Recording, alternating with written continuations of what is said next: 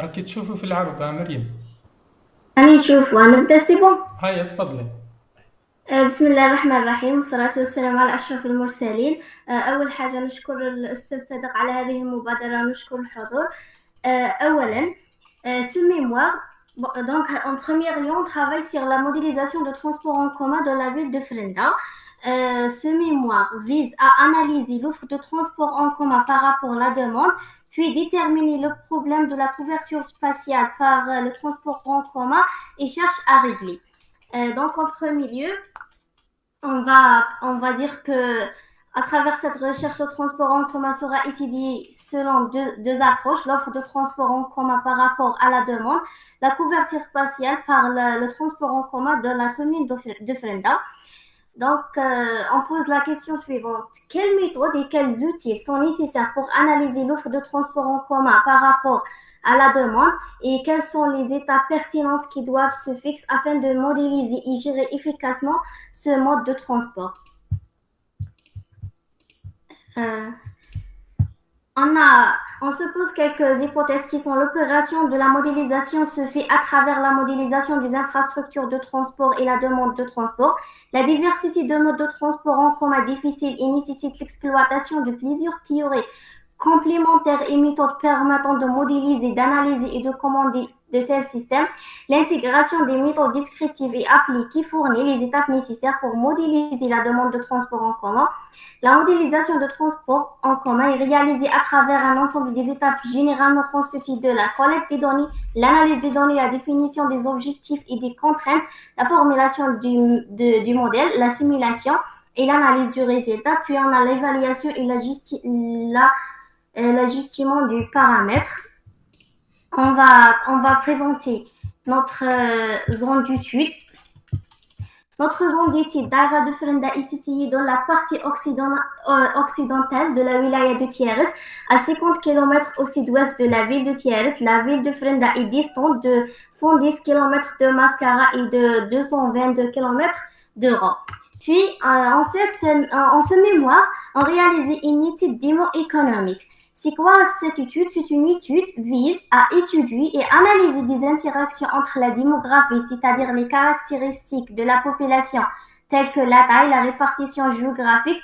Elle englobe divers aspects tels que l'impact du changement démographique sur le marché du travail, aussi la répartition des équipements. Donc, selon ce schéma, on peut voir l'évolution de la population, de la commune de Frenda. On remarque qu'il y a une augmentation sur le plan démographique. Donc, pour l'année 2022, la population est pour 66 000. Puis, on va parler sur la répartition de population de la ville de Frenda. On remarque que la zone du colline occupe la partie sud-ouest du territoire de la commune. Elle est en deuxième classe parce que la première, c'est la pente rocheuse qui marque un grand nombre de populations. Puis, on va parler sur la répartition des équipements de la ville de Frenda. Donc, on remarque la prédominance des équipements scolaires qui se répartissent dans différents quartiers. La deuxième concentration est liée aux équipements administratifs ainsi que services. Quant au reste des équipements, ils sont mal couverts et ne correspondent pas à des fortes concentrations de population en nombre et en surface. Puis, on va parler sur le réseau routier qui existe de la ville de Frenda.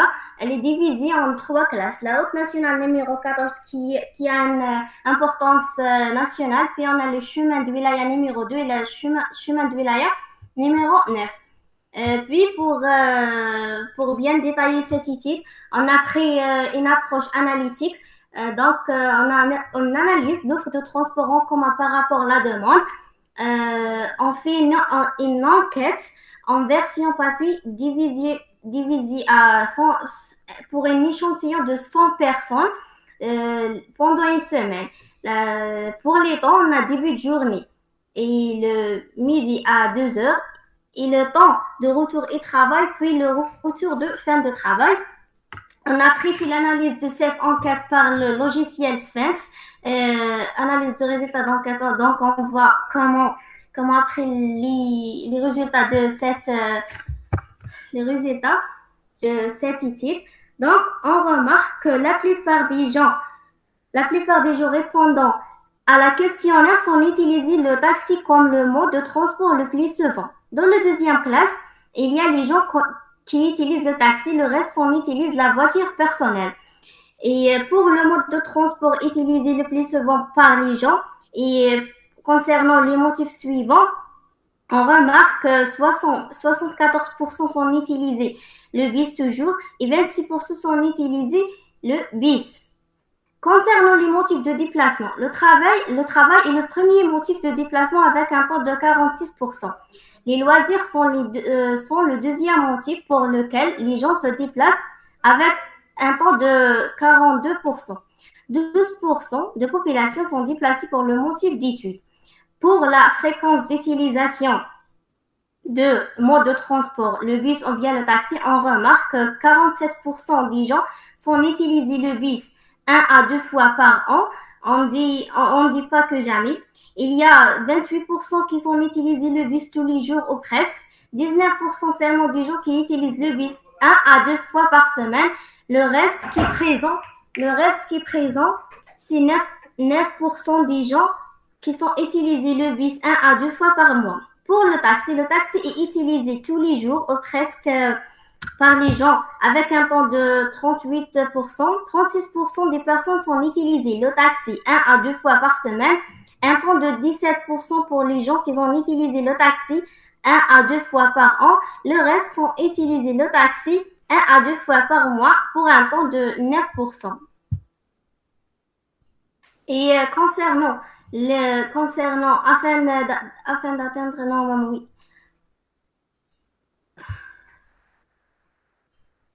Afin d'atteindre la gare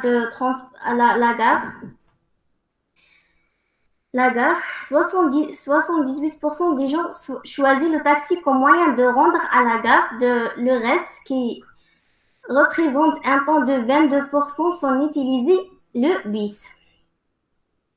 Ce choix est justifié qu'il arrive encore fréquemment que la gare soit accessible au départ mais pas à l'arrivée, ou inversement, oblige l'utilisation du moyen de substitution. Il y a donc un manque de viabilité de transport en commun. Par conséquent, il est nécessaire de reconsidérer la disponibilité d'un nombre suffisant de moyens de transport en commun, en particulier vers et depuis la gare, en particulier aux heures de retour, et élargir l'amplitude horaire de ce transport.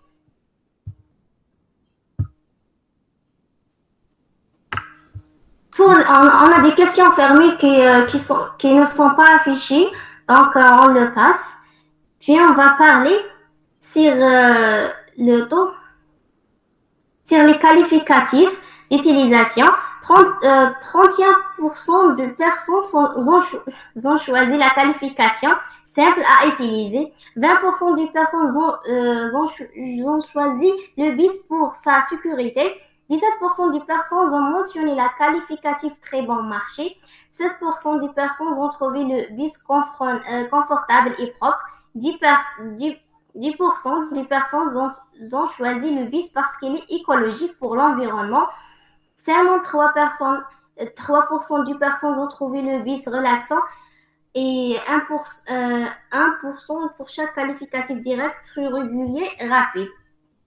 Donc, à l'aide d'un logiciel, à l'aide de l'Access, on réalise la base de données. On utilisait le résultat de cette enquête. Donc, on utilisait 4 tables. Une table pour l'utilisateur, table pour la ligne de bus, table pour l'arrêt de bus et table pour le réseau routier, pour afficher le modèle conceptuel des données et trouver les relations entre ces tables. Donc, on trouve qu'un seul usageur peut utiliser un seul à plusieurs lignes de bus, et ligne de bus peut être passée par arrêt de bus une fois à plusieurs fois, et arrêt de bus peut être lié à un réseau routier, un fois à plusieurs fois. مريم عذرا Donc, مريم كنت قراي euh, منا برك به العرض لاني اعتقد راكي فتيني اصلا في العرض. عاودي برك قراي منا وقولي لي به كاين نفوت سلايد صح هذيك. صح.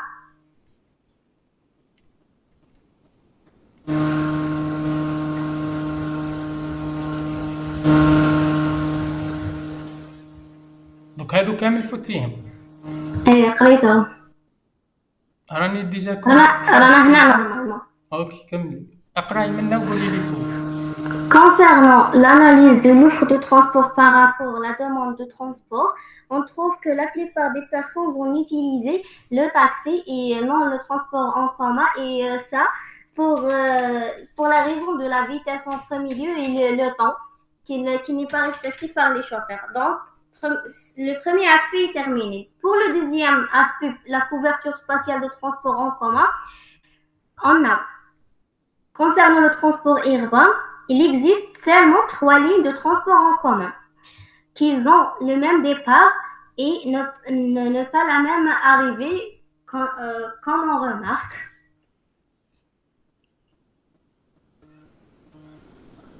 C'est bon كمل؟ كملي معنا. غير فوت لي هذه باش نكونوا نيشان. كنت قراي منا عادي هي نقرا نتبع هنا ونقرا. هاي. Pour la modélisation de réseau de bus, on a créé la première ligne de bus.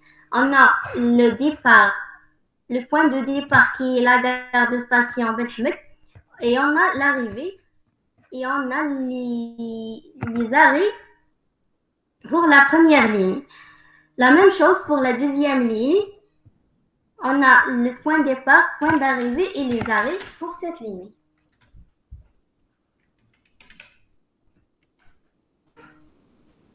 Pour la troisième ligne, on remarque qu'il a toujours le même point de départ qui est la station de Ben Hamed. On a l'arrivée et puis on crée les 3 lignes ensemble, et on remarque que les 3 lignes sont insuffisantes pour couvrir tout le tissu urbain de la ville de Frenda, alors que la partie nord de la ville est faible en termes d'accessibilité de transport en commun, et sa couverture spatiale est quasi inexistante, de sorte que l'on pense que la topographie de la région et la difficulté du chemin sont la raison pour cela, d'une part, et d'autre part en raison de son manque d'équipement important, ce qui fait repose les flux de citoyens et leurs déplacements. Et la carte d'altitude nous confirme ce que nous avons supposé, pour que nous remarquons que plus on va du sud-ouest vers le nord-est, plus l'altitude est élevée, et à travers la carte des pentes qui nous montrent qu'il y a des fortes pentes, surtout de la partie nord de la ville de Frenda. Et dans le but de réaliser une couverture spatiale équilibrée par le transport en commun de la commune de Frenda, on a proposé, à travers la base de données fournie par le programme d'ArcGIS et par l'enquête, on a proposé une nouvelle ligne qui part de la même point de départ et passe par le pli des arrêts possibles à proximité des équipements et qui touche la zone du Nour pour valoriser l'accessibilité. Conclusion et perspective.